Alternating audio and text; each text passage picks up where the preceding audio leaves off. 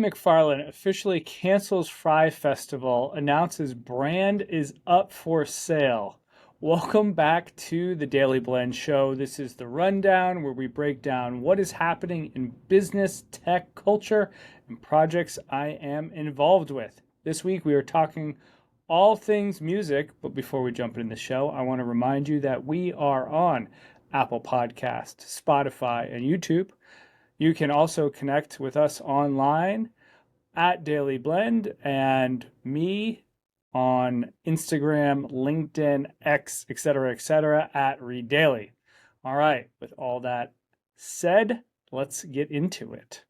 So, music. That is the sort of headline of today's show.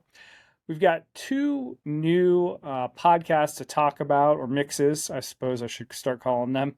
The first is the Daily Blend podcast. Episode 161 is live. It is Tech House, Progressive House, and House. I always think that's funny, talking about all these different derivatives of house. You're going to love it. It's great. It's about an hour-long mix. Had a lot of fun making it.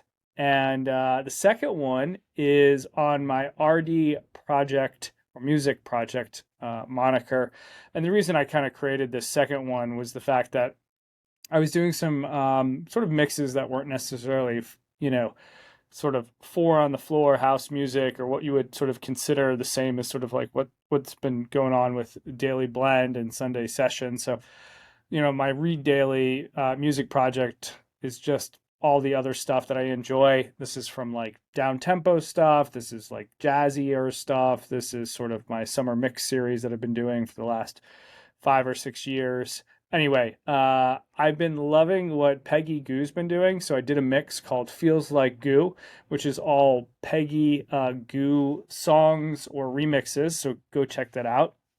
But one of the big things that I've been asked by friends and other DJs is like, what's my workflow? And so I thought I'd maybe share that with you. So both mixes were created using DJ Studio. And the reason for that was I've been on the road a ton, and it allows me to do mixes and sort of create while I'm usually up in the air on an airplane or in an Uber. And so from like a workflow perspective, I usually do a couple different things. The first is music discovery. I'll do just anything: YouTube, Beatport, Spotify, SoundCloud, whatever. And then I download the music, and then I do sort of tagging in Apple iTunes.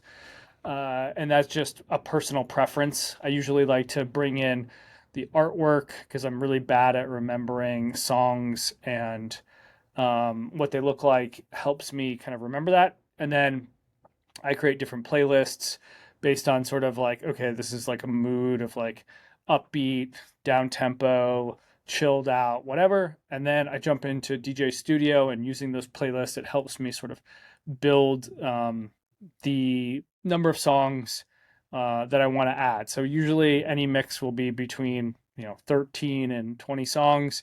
I usually add more because I end up like removing a bunch because they just sonically they don't go, or just in terms of the flow, even though I've put them in, it just doesn't flow. So I do some adjustments in DJ Studio, and then I will either export directly to MP3, or I will export to Ableton and add audio tagging, just like, hey, this is Reed Dailey in the mix, or hey, this is Daily Blend in the mix. And then from there, it's simple. I create the Canva for the artwork. So there's two sort of pieces. One is the thumbnail for Spotify, Instagram, etc. And the other one is the wider one for YouTube. I export the MP3 that goes to SoundCloud, and I have SoundCloud hooked to Apple Podcasts. So as long as I add the mix to the playlist in SoundCloud, it will kick directly to Apple Podcasts, which is a really nice feature SoundCloud added a couple of years back. And that's the big reason I moved over to SoundCloud. I used to spend hours editing a text file and then messing it up and then re-uploading it. And I mean, I was like, I probably wasted 40 hours of my week editing text files because I've screwed them up, uploading those for the last 15 years. So once it moved to SoundCloud, that's where I went, but I digress. Then I go over to Final Cut Pro. I upload the MP3 and the image, and then I export that, and then that goes to YouTube. I share it with the world. That's sort of my process. So you can check out episode 161 on Apple Podcast, Spotify, and YouTube. And then the Feels Like Goo mix, I did not add to the podcast. It's just sort of like a different project, doesn't fit. So that's just over on Reed Dailey Music on YouTube and SoundCloud. All right, let's jump into sort of the next sort of segment. And this is a new concept that I want to do on the rundown. So I want to feature brands, sort of talk about them and dissect them. I'm also probably going to have a few of these brand owners, founders, operators come on for a few minutes and do like, I'll call it like a 5 minutes with, or 5 questions with, something like that. But the first one is just me observing and sort of analyzing what's going on in the marketplace. And since this is a music themed episode, I wanted to talk about a brand that's really caught my attention over the last, I don't know, 4 to 6 months. So the YouTube channel and website and brand is Put You On, and spelled how you would think it, all one word. And I got introduced to them through It's Me and You, I think. It's a duo of girls that were DJing, and one of their songs I loved, and so the algorithm put me into their DJ mix and learned about Put You On. So before I jump into sort of talking about Put You On, I want to talk about a Gallup poll. So 62% of adults under the age of 35 say they drink less or are down from 72% 2 decades ago. Conversely, drinking has increased among adults ages 55 and older. So I guess I'm stuck in the middle, which basically means that I do less drinking during the week and more drinking on the weekend, or vice versa. Who knows? That's a bit tongue in cheek. But let's go back to kind of Put You On. So the founder is a guy named Steve Cardigan, and it's not just like another playlist brand or pop-up DJ event. They're building like a full-blown movement and redefining how music curation, communities, and exponential branding are coming together. And they're doing it through coffee shops, daytime DJ sets, viral TikTok videos, YouTube videos, etc., and hyper local fan base. So let's break it down. So Put You On found a gap where people didn't know existed, and they're loving it. So the first of the first three things are really like my understanding of what they're trying to do or how they're going after the market. So daytime dance parties instead of late night. In coffee shops, so these are sort of already existing, we'll call them third places, fueled by curated house music. So their signature event is AM.radio. It flips the traditional nightlife model on its head. And instead of 2 a.m. raves in dark clubs, you're dancing at 10 a.m. with a cold brew in hands. Sunlight's pouring. It always feels like it's in LA or somewhere warm and sunny, and there is no hangover required. And the genius here is in it just an event. It's shareable in terms of the experience. So like I would say, you definitely see cell phones at nightclubs, but usually they're sort of focused on the DJ and sort of that one or two things where the lights go off. Whereas this feels much more of like consistent and repetitive viral moments. So the footage from AM radio floods TikTok's Instagram because they're filming the crowds and the DJs, and then they've got their own sort of way to do everything from playlists to their own private sort of like email distribution. So the second part of this is like the modern music brand playbook. So Put You On isn't just throwing parties, they're executing a modern music brand strategy to perfection, in my opinion.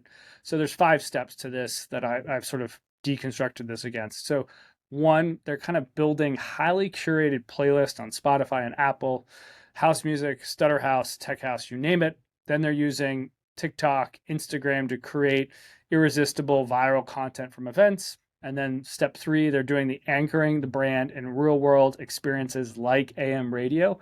If I was in LA, I'd definitely try to go to that. And then they're cultivating a loyal community through their music club, exclusive invites, early access, private events.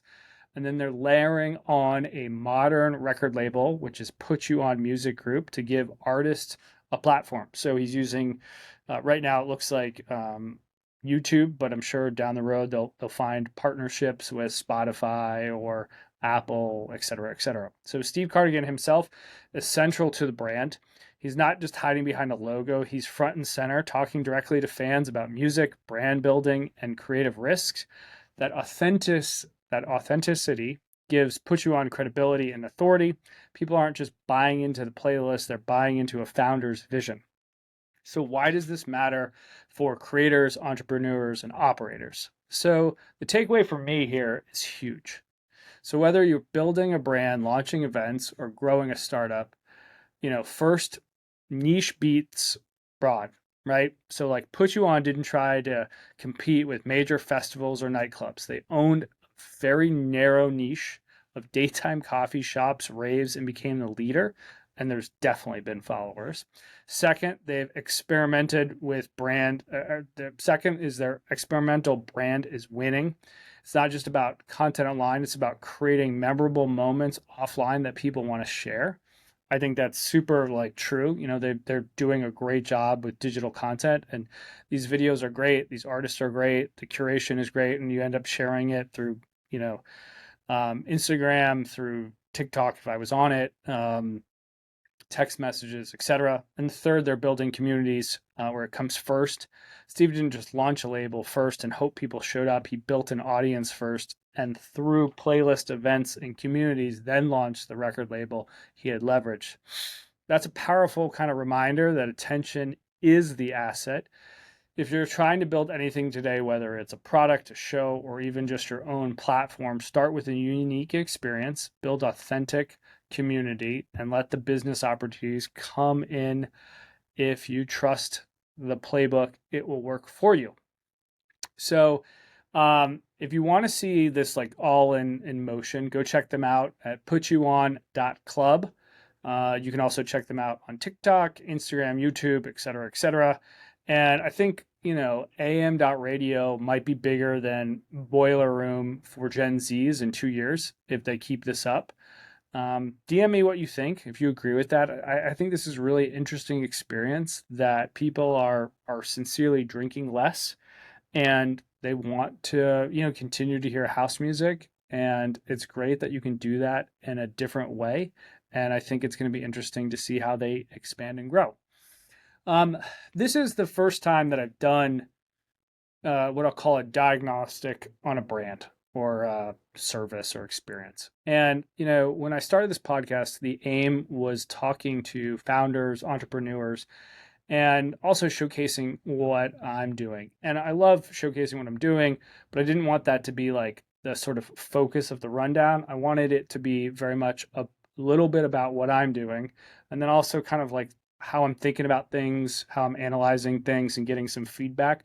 Like I said, I want to have founders and entrepreneurs come on and talk for just a couple minutes about what they're doing, not as long of a format as say a 30 or an hour long podcast. So I'm hoping that over time, be able to do that in future episodes. But just a reminder, like I said, new mixes are on SoundCloud and YouTube, Apple Podcast. You can go listen to them. They're perfect for sort of chilling, working, doing stuff around the house. And don't forget to check us out on daileyblend.com, Instagram at Dailey Blend. You can check me out at Reed Dailey on Instagram, X, LinkedIn. And with all that said, let's catch you on the next episode.